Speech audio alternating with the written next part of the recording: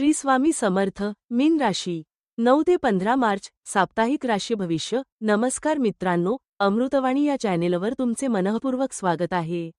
या आठवड्यात करिअर आणि व्यवसायाच्या दृष्टीने तुम्हाला नवीन संधी मिळतील का? आर्थिक बाबतीत परिस्थिती सुधारेल का, की काही अनपेक्षित खर्च वाढू शकतात? ग्रहांची चाल या आठवड्यात तुमच्या नशिबाला साथ देणार आहे का, की काही अडथळे आणि आव्हाने समोर येऊ शकतात?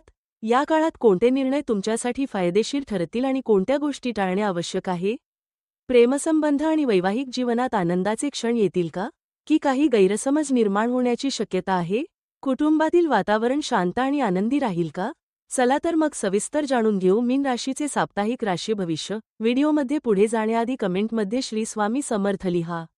स्वामी तुमच्या सर्व इच्छा पूर्ण करतील. आज आपण पाहणार आहोत मीन राशीच्या व्यक्तींसाठी हा आठवडा कसा जाणार आहे. हा आठवडा तुमच्यासाठी काही नवीन अनुभव, काही महत्त्वाचे निर्णय आणि जीवनात सकारात्मक बदल घेऊन येणारा ठरू शकतो. या काळात तुमच्या मनातील संवेदनशीलता आणि कल्पनाशक्ती अधिक वाढेल. त्यामुळे अनेक गोष्टींबाबत तुम्ही भावनिक निर्णय घेऊ शकता. ग्रहांची स्थिती पाहता या आठवड्यात तुमच्या जीवनात काही अनपेक्षित घडामोडी घडण्याची शक्यता आहे. काही वेळा परिस्थिती तुमच्या अपेक्षेपेक्षा वेगळी घडू शकते. मात्र संयम, श्रद्धा आणि सकारात्मक विचार ठेवल्यास तुम्ही सर्व परिस्थितींवर मात करू शकाल. हा आठवडा आत्मविश्वास वाढवणारा आणि अनुभव देणारा ठरेल. आठवड्याच्या सुरुवातीला तुमच्या जीवनात थोडी धावपळ वाढू शकते. काही कामे अचानक समोर येतील आणि त्यासाठी वेळ द्यावा लागेल. तुमच्या मनात अनेक योजना आणि कल्पना तयार होतील. काही नवीन गोष्टी सुरू करण्याची प्रेरणा तुम्हाला मिळेल. या काळात तुमची बुद्धी चांगली काम करेल आणि योग्य निर्णय घेण्याची क्षमता वाढेल. काही दिवसांपासून अडलेली कामे हळूहळू पूर्ण होऊ लागतील. घरातील वातावरण आनंददायी राहील. कुटुंबातील सदस्य तुमच्या कामात मदत करतील. काही लोकांना या काळात लहान प्रवास करण्याचा योग येऊ शकतो. हा प्रवास कामासाठी किंवा कुटुंबियांसोबत असू शकतो.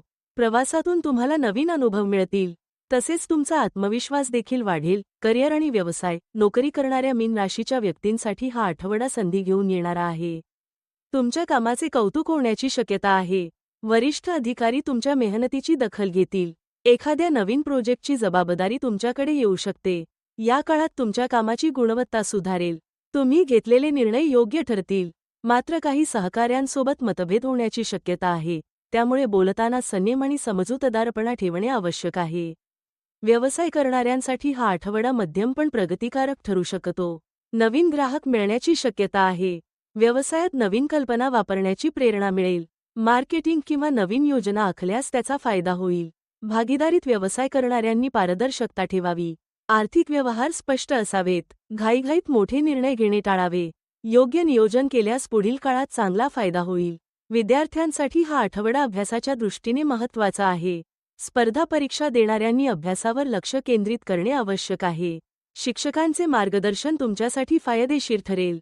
आर्थिक स्थिती. आर्थिक बाबतीत हा आठवडा थोडा सावधगिरीचा आहे. काही अनपेक्षित खर्च वाढू शकतात. घरातील गरजा किंवा दुरुस्तीच्या कामांवर खर्च होण्याची शक्यता आहे. त्यामुळे खर्च करताना नियोजन करणे आवश्यक आहे. तुमच्या आर्थिक व्यवहारांमध्ये संतुलन राखणे गरजेचे आहे. जास्त जोखीम असलेली गुंतवणूक टाळावी. शेअर मार्केट किंवा मोठ्या गुंतवणुकीसाठी योग्य सल्ला घेणे हितावह ठरेल. या आठवड्यात एखादी जुनी थकलेली रक्कम मिळण्याची शक्यता आहे. त्यामुळे आर्थिक ताण थोडा कमी होईल. काही लोकांना अतिरिक्त उत्पन्नाचे नवीन स्रोत मिळू शकतात. बचतीवर लक्ष केंद्रित केल्यास पुढील काळात फायदा होईल.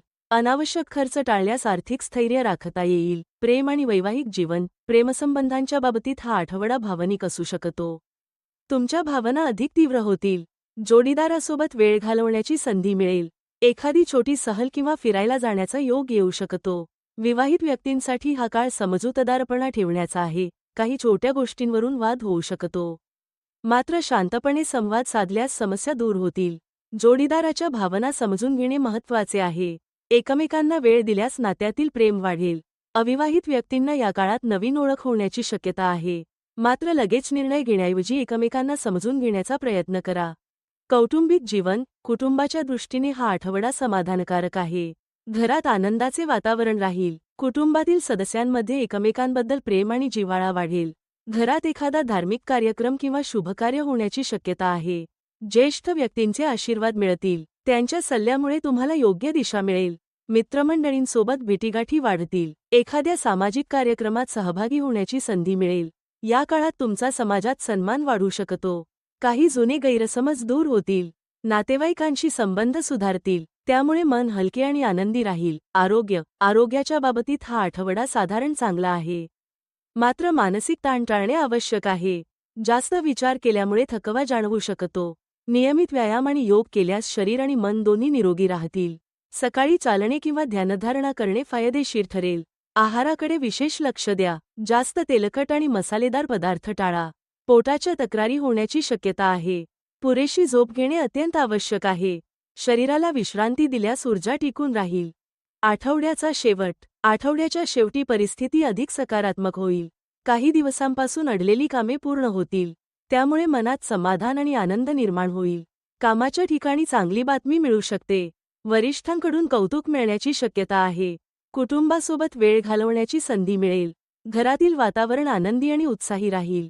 काही लोकांना या काळात नवीन संधी मिळू शकतात. त्या संधींचा योग्य उपयोग केल्यास पुढील काळात मोठे यश मिळू शकते. उपाय: गुरुवारी भगवान विष्णू किंवा दत्तात्रेयांची पूजा करा. पिवळ्या रंगाचे वस्त्र किंवा वस्तू वापरणे शुभ ठरेल. गरजू लोकांना अन्नदान करा. रोज सकाळी नमो भगवते वासुदेवाय या मंत्राचा जप करा. शक्य असल्यास मंदिरात जाऊन दीपदान करा. एकूण मीन राशीसाठी हा आठवडा मिश्र पण प्रगतिकारक आहे. काही अडचणी येतील, काही खर्च वाढतील, पण तुमच्या संयमामुळे आणि सकारात्मक विचारामुळे परिस्थिती हळूहळू सुधारेल.